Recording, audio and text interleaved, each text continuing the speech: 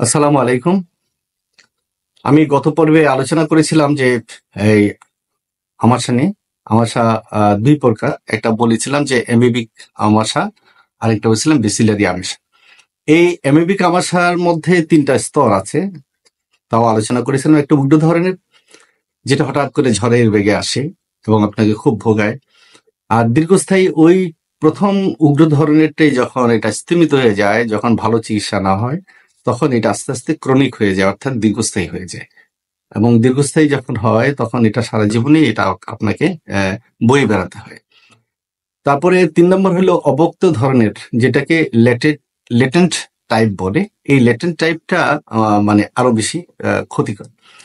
তো এখন আহ, গত পর্বে আমি উগ্র ধরনের যে সমস্ত সিমটম আছে সেগুলো আমি কথা বলেছি।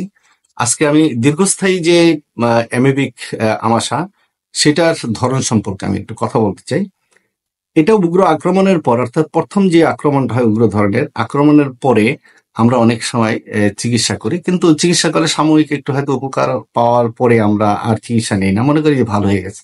কিন্তু এই যে ভালো হয়ে গেছে, কিন্তু যে জীবাণুটা সেটা কিন্তু মরেনি। তখন আপনাকে এটা আস্তে আস্তে আস্তে আস্তে এটা আবার বৃদ্ধি হতে থাকে, এবং আবার হয়তো ওষুধ খেলেন, আবার কিছুদিন ভালো থাকলেন, কিন্তু আপনি পূর্ণাঙ্গ চিকিৎসা নিলেন না। না নেওয়ার কারণে, অর্থাৎ কোর্সটা পূর্ণাঙ্গ না হওয়ার কারণে ওই জীবাণুটা ওইভাবে আস্তে আস্তে ওইখানে পেটের ভিতরে শক্তিশালী হয়ে যায়, এবং সেটা আস্তে আস্তে সে আহ দীর্ঘমেয়াদী আপনাকে ভোগাতে থাকে। তো সেই ক্ষেত্রে দেখা যাবে প্রথম যে উগ্র ধরনের, সেখানে যেমন বেশি বেশি কোষ ছিল, বেশি বেশি কষ্ট পেতেন। এখানে সেরকম না। এখানে সামান্য কোত হবে, আর মানে সামান্য অল্প অল্প করে আম যাবে। এটা হলো আপনার দীর্ঘস্থায়ী ধরনের যেই অ্যামিবিক আমাশা, সেটার লক্ষণ। তারপরে আপনি এই রোগে ভোগে আস্তে আস্তে দুর্বল হবেন, কারণ মিউকাস যখন যায়, আম যখন যায়, শরীরের শক্তিটা চলে যায়। তখন রক্ত শূন্যতা, নানা মাথা ঘুরা, চোখে ঝাপসা দেখা, নানান ধরনের সমস্যাগুলো দেখা দেয়।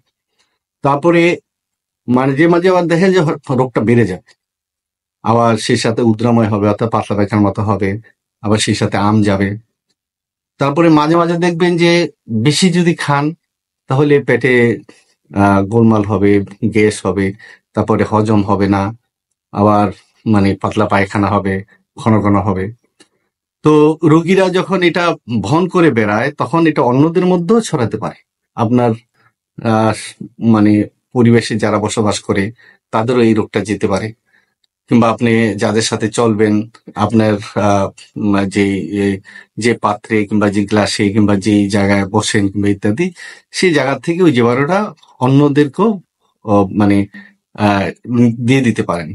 তো সেটা একটা সাময়িক পর্যায়ে খারাপ জিনিস, যে একজনের জিনিস আরেকজনের কাছে যাচ্ছে, তো এটা অনেকটাই বহন করে, একজন থেকে আরেকজনে যায়। তো এটা একটা খুব গুরুত্বপূর্ণ জিনিস। সেক্ষেত্রে আপনি অবশ্যই মলটা পরীক্ষা করবেন। মল পরীক্ষা করলেই ওই মিউকাস যে আছে, মলের মধ্যে যে আছে মিউকাস বা সিস্ট, এটা পাওয়া যাবে। তখন এটা ভালো চিকিৎসা করা সম্ভব হবে। এবং এই দীর্ঘ, অর্থাৎ ক্রনিক যে আমাশাটায়, এই আমাশাটায় যখন আপনি ভুগতে থাকেন, তখন দেখা যাবে যে বৃহতন্ত্র এবং ক্ষুদ্র অন্ত্রে যে আলসার, আমরা অনেকে বলি যে আলসার হয়ে গেছে, আসলে আলসারটা কি একটি ঘা। ওই যে আপনার আমটা পড়ে কিংবা রক্ত পড়ে, হ্যাঁ, সেটা আসলে যখন ওই পেটের ভিতরে যে আমাদের অন্ত্রনালী থাকে, সেটা ফুটো হয়ে যায় বা সেখানে ঘা হয়, সেখান থেকেই এই নির্যাসগুলো বের হয়, মল মানে আমগুলো বের হয়, কিংবা আমের সাথে কিছু হালকা রক্ত যায়। তো এটা তখন আপনার এটা দীর্ঘস্থায়ী হয়ে যায়। পরে নানা এটা থেকে নানা রোগ দেখা যাবে। আলসার হয়ে গেলে তো বুঝেন, অনেক সময় অনেক কষ্ট হয়, ব্যথা বেদনা সবসময় করতে থাকে। তো আমরা সবসময় একটু সাবধানতার সাথে মানে যদি চেষ্টা করি, তাহলে এই সমস্যা থেকে আমরা অবশ্যই মুক্তি লাভ করতে পারব। আমি আজকে এই যে দ্বিতীয় টাইপের যেই আমাশার রোগটা, স্তরের রোগটা আমি বর্ণনা করলাম, এটার জন্য হোমিওপ্যাথিতে ভালো ওষুধ আছে। আপনি যদি নিয়মিত ওষুধটা খেতে পারেন এবং ভালো একজন ডাক্তারের পরামর্শ নিতে পারেন, তাহলে আপনি অবশ্যই ভালো থাকতে পারবেন বাকি জীবন। ধন্যবাদ, ভালো থাকবেন।